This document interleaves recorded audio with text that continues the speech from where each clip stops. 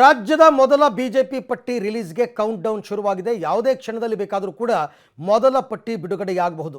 14 ಜನರ ಹೆಸರನ್ನು ಈಗಾಗಲೇ ಸಿಇಸಿ ಸಭೆಯಲ್ಲಿ ಫೈನಲ್ ಮಾಡಿದ್ದಾರೆ ಅಂತ ಹೇಳಲಾಗ್ತಾ ಇದೆ.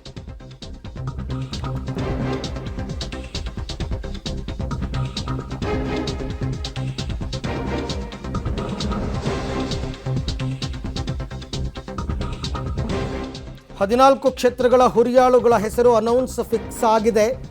ಯಾವುದೇ ಸಂದರ್ಭದಲ್ಲೂ ಕೂಡ ಪಟ್ಟಿ ಬಿಡುಗಡೆಯಾಗಬಹುದು. ಆದರೆ ವಯಸ್ಸು ಮತ್ತು ಆರೋಗ್ಯದ ಕಾರಣಕ್ಕೆ ಕೆಲವು ಸಂಸದರಿಗೆ ಟಿಕೆಟ್ ಕೈ ತಪ್ಪೋದು ಫಿಕ್ಸ್ ಅಂತೆ. ಕೆಲವು ಸಂಸದರ ಕಾರ್ಯಕ್ಷಮತೆ, ನಡೆ ನುಡಿ ಬಗ್ಗೆ ವರಿಷ್ಠರಿಗೆ ತೃಪ್ತಿ ಇಲ್ಲ. ಕೆಲವು ಸಂಸದರಿಗೆ ಸ್ಥಳೀಯವಾಗಿ ಭಾರೀ ವಿರೋಧ ವ್ಯಕ್ತವಾಗಿದೆ. ಈ ಎಲ್ಲ ಅಂಶಗಳನ್ನು ಕೂಡ ಪರಿಗಣಿಸಿ ಅಭ್ಯರ್ಥಿಗಳ ಹೆಸರನ್ನು ಅಂತಿಮಪಡಿಸಲಾಗಿದೆ. ಯಾರ್ಯಾರು ಅಂತಕ್ಕಂಥದ್ದನ್ನು ತಾವು ನೋಡ್ತಾ ಇದ್ದೀರಾ. ಮೊದಲ ಪಟ್ಟಿಯಲ್ಲಿ ಯಾರ್ಯಾರು ಇರಬಹುದು ಅಂತ. ಮೈಸೂರಿನಿಂದ ಮಹಾರಾಜ ಯದುವೀರ್ ಒಡೆಯರ್ ಅವರಿಗೆ ಟಿಕೆಟ್ ಬಹುತೇಕ ಫೈನಲ್ ಆದಂಗಿದೆ. ಹಾಗೆಯೇ ಬೆಂಗಳೂರು ದಕ್ಷಿಣದಿಂದ ಹಾಲಿ ಸಂಸದ ತೇಜಸ್ವಿ ಸೂರ್ಯ, ಬೆಂಗಳೂರು ಕೇಂದ್ರದಿಂದ ಹಾಲಿ ಸಂಸದ PC ಮೋಹನ್, ಬೆಂಗಳೂರು ಗ್ರಾಮಾಂತರದಿಂದ ಡಾಕ್ಟರ್ CN ಮಂಜುನಾಥ್ ಅವರ ಹೆಸರನ್ನು ಫೈನಲ್ ಮಾಡಲಾಗಿದೆ. BJPಯಿಂದ ಕಣಕ್ಕಿಳಿತಾ ಇದ್ದಾರೆ CN ಮಂಜುನಾಥ್ ಅವರು. ಇನ್ನು ಬಳ್ಳಾರಿಯಿಂದ ಶ್ರೀರಾಮುಲು ಅವರ ಹೆಸರು ಫೈನಲ್ ಆದಂಗೆ ಕಂಡು ಬರ್ತಾ ಇದೆ.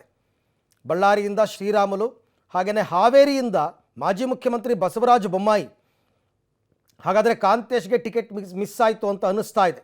ಇನ್ನು ಕಲಬುರಗಿಯಿಂದ ಉಮೇಶ್ ಜಾಧವ್ ಹಾಲಿ ಸಂಸದರು, ಬಾಗಲಕೋಟೆಯಿಂದ PC ಗದ್ದಿಗೌಡರ್ ಹಾಲಿ ಸಂಸದರು, ವಿಜಯಪುರದಿಂದ ರಮೇಶ್ ಜಿಗಜಿಣಗಿ ವೆರಿ ಇಂಟ್ರೆಸ್ಟಿಂಗ್, ಚುನಾವಣೆಯಲ್ಲಿ ನಿಲ್ಲದಿಲ್ಲ ಅಂತ ಹೇಳಿದರು ಮತ್ತು ಅವರಿಗೆ ಟಿಕೆಟ್ ಫೈನಲ್ ಮಾಡಿದ್ದಾರೆ. ಚಿಕ್ಕೋಡಿಯಿಂದ ಅಣ್ಣಾ ಸಾಹೇಬ್ ಜೊಲ್ಲೆ, ಫೈಟ್ ಇತ್ತು ಇಲ್ಲಿ ಸಿಕ್ಕಾಬಟ್ಟೆ ರಮೇಶ್ ಕತ್ತಿ ಅವ್ರ ಜೊತೆ.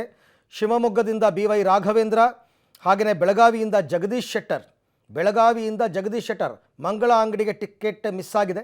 ಬಟ್ ಅವರೇ ಹೇಳಿದರು ನಮ್ಮ ಬೀಗರು ಬರೋದಾದರೆ ನಾನು ಸ್ವಾಗತ ಮಾಡ್ತೀನಿ ಅಂತ. ಇನ್ನು ಧಾರವಾಡದಿಂದ ಕೇಂದ್ರ ಸಚಿವ ಪ್ರಹ್ಲಾದ ಜೋಶಿ ಹಾಗೂ ಕೊಪ್ಪಳದಿಂದ ಸಂಗಣ್ಣ ಕರಡಿ, ಇಷ್ಟು ಜನರಿಗೂ ಕೂಡ ಟಿಕೆಟ್ ಫೈನಲ್ ಆಗಿದೆ. ಅಂದರೆ ಕೆಲವು ಅಂಶಗಳನ್ನ ನಾನು ಹೇಳಿದೆ. ಕೆಲವರದ್ದು ವಯಸ್ಸಾಗಿದೆ, ಕೆಲವರಿಗೆ ಆರೋಗ್ಯ ಸಮಸ್ಯೆ ಇದೆ, ಕೆಲವು ಸಂಸದರ ಕಾರ್ಯಕ್ಷಮತೆ ಬಗ್ಗೆ ತೃಪ್ತಿ ಇಲ್ಲ, ಕೆಲವು ಸಂಸದರ ನಡೆನುಡಿ ಬಗ್ಗೆ ಹೈಕಮಾಂಡ್ಗೆ ತೃಪ್ತಿ ಇಲ್ಲ, ಕೆಲವು ಸಂಸದರಿಗೆ ಸ್ಥಳೀಯವಾಗಿ ಭಾರಿ ವಿರೋಧ ಇದೆ. ಸ್ಥಳೀಯ ಶಾಸಕರನ್ನು ವಿಶ್ವಾಸಕ್ಕೆ ತಗೊಂಡಿಲ್ಲ, ಲೀಡರ್ಗಳನ್ನ ವಿಶ್ವಾಸಕ್ಕೆ ತಗೊಂಡಿಲ್ಲ. ಇದೆಲ್ಲ ಆಧಾರದ ಮೇಲೆ ಇಷ್ಟು ಕ್ಷೇತ್ರಗಳು ಫೈನಲ್ ಆದಂಗಿದೆ. ಇನ್ನು ಇತ್ಯರ್ಥವಾಗದ ಕ್ಷೇತ್ರಗಳು ಯಾವ್ಯಾವುದು ಅಂತ ನೋಡೋದಾದರೆ ಬೆಂಗಳೂರು ಉತ್ತರಕ್ಕೆ ಇನ್ನೂ ಯಾರೂ ಫೈನಲ್ ಆಗಿಲ್ಲ. 2 ಆಗಿದೆ ಬೆಂಗಳೂರಿನಲ್ಲಿ, ಸೆಂಟ್ರಲ್ 3 ಆಗಿದೆ. ಸೆಂಟ್ರಲ್, ಗ್ರಾಮಾಂತರ ಮತ್ತು ದಕ್ಷಿಣ, ಉತ್ತರ ಆಗಿಲ್ಲ. ಉಡುಪಿ ಚಿಕ್ಕಮಗಳೂರು ಗೊತ್ತಿಲ್ಲ, CT ರವಿ ಅವ್ರನ್ನ ಬೇರೆ ಕರೆಸ್ಕೊತಾ ಇದ್ದಾರೆ. ಶೋಭಾ ಕರಂದ್ಲಾಜೆಗಾಗುತ್ತಾ CT ರವಿಗಾಗುತ್ತೆ ಗೊತ್ತಿಲ್ಲ. ಚಿಕ್ಕಬಳ್ಳಾಪುರ ಗೊತ್ತಿಲ್ಲ ಇನ್ನೂ ಯಾರಿಗಾಗುತ್ತೆ ಅಂತ, ಸುಧಾಕರ್ಗ ಅಥವಾ SR ವಿಶ್ವನಾಥ್ ಅವ್ರ ಮಗನಿಗ. ದಾವಣಗೆರೆ ಇನ್ನೂ ಆಗಿಲ್ಲ, ಬೀದರ್ ಆಗಿಲ್ಲ, ರಾಯಚೂರು ಆಗಿಲ್ಲ.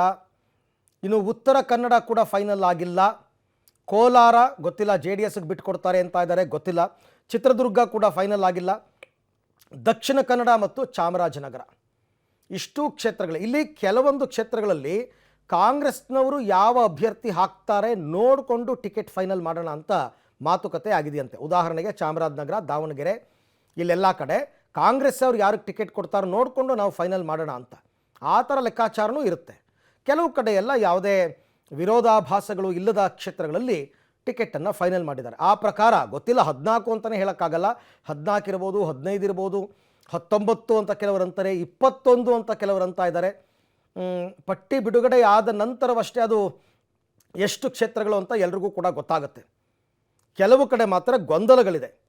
ಬೆಂಗಳೂರು ಉತ್ತರದಲ್ಲಿ ತುಂಬ ಪ್ರಬಲ ಆಕಾಂಕ್ಷಿಯಾಗಿರ್ತಕ್ಕಂಥದ್ದು DVS ಅವರು, ಬಟ್ ಯಾರಿಗೆ ಕೊಡ್ತಾರೋ ಗೊತ್ತಿಲ್ಲ.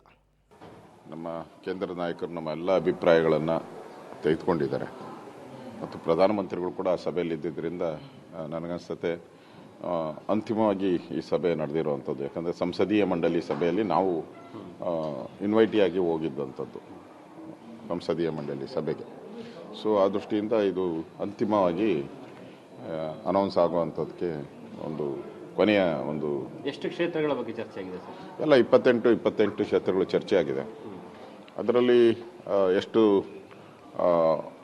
MP ಗಳನ್ನು ಫಸ್ಟ್ ಲಿಸ್ಟಲ್ಲಿ ಮತ್ತು ಎಷ್ಟು MP ಗಳನ್ನು ಸೆಕೆಂಡ್ ಲಿಸ್ಟಲ್ಲಿ ಬಿಡುಗಡೆ ಮಾಡ್ತಾರೆ ಅನ್ನೋದು ಕೇಂದ್ರೀಯ ನಾಯಕರಿಗೆ ಸಂಬಂಧಪಟ್ಟದ್ದು. ನಮ್ಮ ರಾಷ್ಟ್ರೀಯ ಅಧ್ಯಕ್ಷರು ಚರ್ಚೆ ಅಂತೂ ಆಗಿದೆ. ಆಲ್ಮೋಸ್ಟ್ ಆಲ್ ಎಲ್ಲ ಕೂಡ ಫೈನಲೈಸ್ ಆಗಿದೆ. ಸರ್, ಈಗ ಕೆಲವೊಂದು 5 ರಿಂದ 6